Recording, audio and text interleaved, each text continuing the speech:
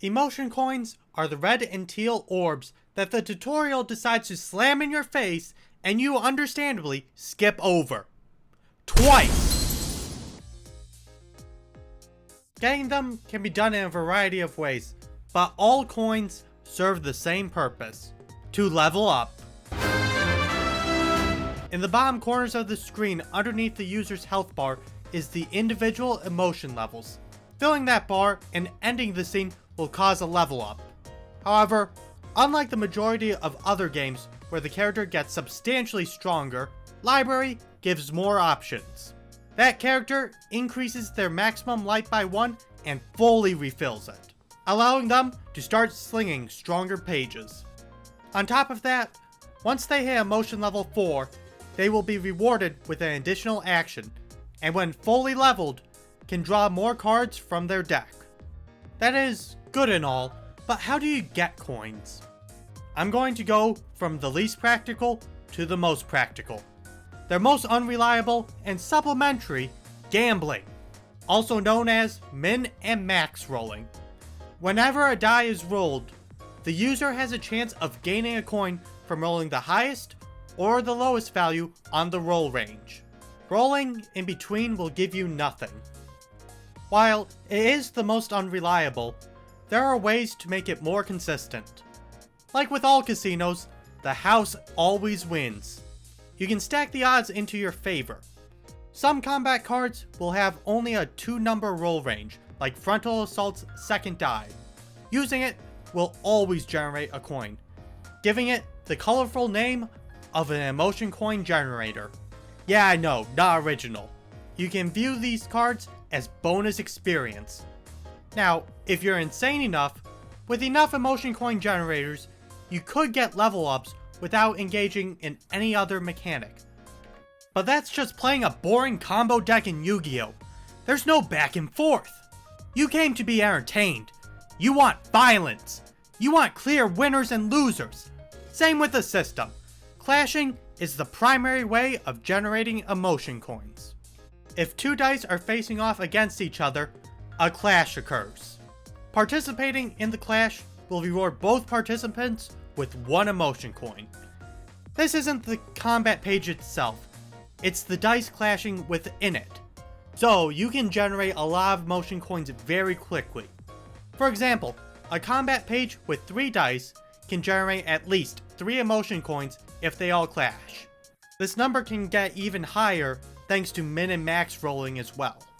If anything goes one-sided, well, you are hoping for min or max rolls.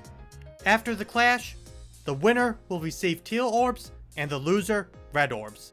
These colors represent the highs and lows of a fight, because after all, the battle is a play for Angela's entertainment. These orbs are called positive and negative coins. Max rolling and winning clashes will generate a positive coin, while losing and min rolling a negative coin. Why the difference if they are both used to level up the character? Well, I'm glad you asked. You see the bar on the very top? That is the overall emotion level.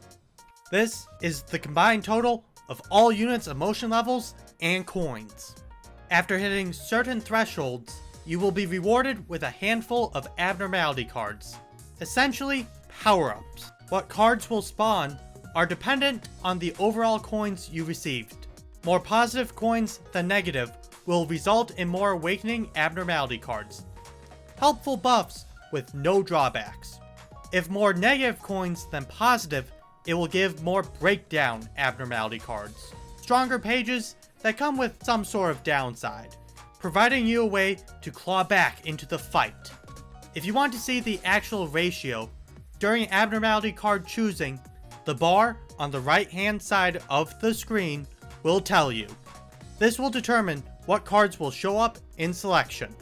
For selection, a pool of 6 floor-specific abnormality cards are fighting to show up on screen. What cards will show up will depend on the ratio of your emotion coins. The ratings are from -2 through +2. Any card with -2 or +2 ratings need a minimum ratio in order to spawn. From emotion levels 1 to 4, for the dominant color, it's 65%, 63.5%, 62%, and 60.5% plus. After that, the rating 1 cards will be next, and then so on and so forth, until there are 3 cards on screen. Now, for the next abnormality choosing, it'll be 5 abnormality pages to choose from, and we'll go through the same motions. After picking 2 of the tier 1 cards, yes, I forgot to mention they are tiered, you're locked into those choices and can't go back to get any more, making your card choice very important. And if you want searching cards, you need to strategize. This is fairly easy to do. For example, if I want to get Happy Memories, a tier 2 rating card, and Nostalgic Embrace of the Old Days, a 1 rating card, I will focus on winning my clashes, and I can pretty much guarantee those pages. Though sometimes you won't get the right ratio, and Happy Memories would be unable to spawn due to reasons. You still have a shot to get it in the second polling, but if you don't, well, either suck it up and continue on, or you may restart if it was the centerpiece to your whole strategy.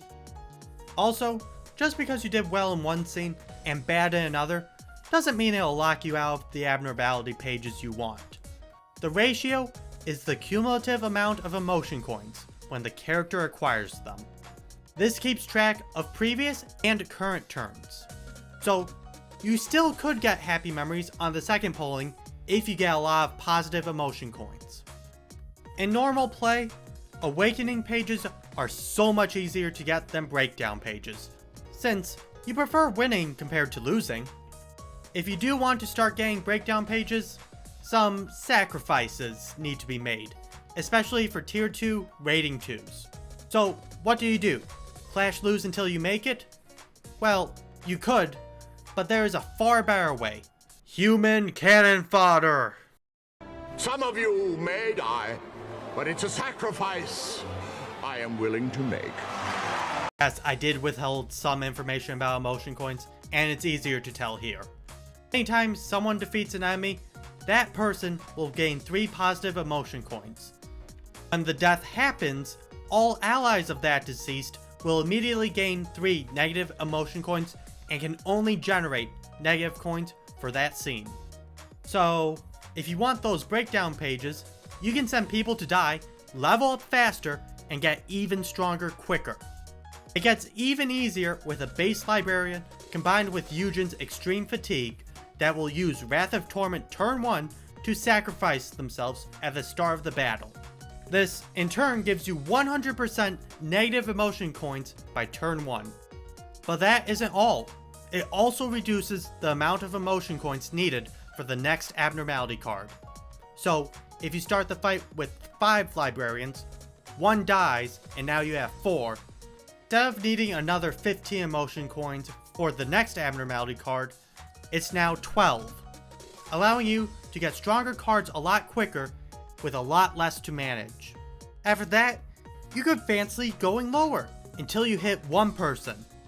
Then, it's only him fueling the overall emotion levels, allowing you to get a tier 3 page on turn 5 or 6 compared to turn 10 or later. For the absolute extreme example, non-spoilers, for the speedrun of the Crying Children fight, we bring 4 people in. 2 of these people will be sacked off to help fuel the carry's emotion levels. After that, I only need to get those 2 to emotion level 5 by turn 8ish, getting me to max power very quickly and 1 turning all remaining phases of a 7-phase fight. This is why sacking is so strong in Library, especially when you combine other attributions to make you even more powerful. Once everyone hits emotion level 5, you would think emotion coins would no longer serve a purpose. But that is where Library is different. Emotion coins help to fuel the mid-game power spike cards, E.G.O pages. Yes, I said you would get more options. Later into the game, if you have done all the abnormality battles on a floor, after hitting the 3rd overall emotion level, you are given a choice of 3 floor-specific E.G.O pages. After using said page, there is a bar that is needed to be refilled in order for it to be used again. And can you guess it? Emotion coins are the fuel. Think I'm crazy and it's a set number of turns for it to recharge? Well, the footage on screen speaks for itself. It isn't going to recharge unless I get those emotion coins. Since this can be gotten at overall emotion level 3, any excess coins a character gains will also be included in supplying the E.G.O recovery. If multiple E.G.O pages are recharging, the coins will recover all of them, not one at a time. There's also personal E.G.Os, but that's only for 2 characters. Those 2 need 18 emotion coins to refuel the page, and only they can refuel it. Also, E.G.O pages are put on cooldown after they are used. So, if you sequence them to be played first, you can start recharging them immediately, potentially playing the same E.G.O page again next turn. Emotion coins are the bedrock for creating an insane, positive feedback loop that makes Library of Ruina's gameplay so satisfying. At the start, you're clashing enemies to get your character individual levels. Upon hitting those level ups, you get a full light restore and can get back to clashing. Get your Abnormality cards. Once you hit emotion level 3, music shift. Get your E.G.Os and use them to farm the enemy to get even more coins, to keep reusing them again and again and again and achieve max level. All the while, it's not something planned out. Sure, you have a general game plan on what to do, but sometimes the dice and coins don't add up and it puts you into more interesting game states. Nothing is static in this system. Emotion coins feed into many other mechanics, and when you look at it as a whole, it turns into such an enjoyable experience that you don't even realize it. Playing into them rewards you for playing well, and discards the whole premise of Library Ruina or Project Moon games in general as difficult.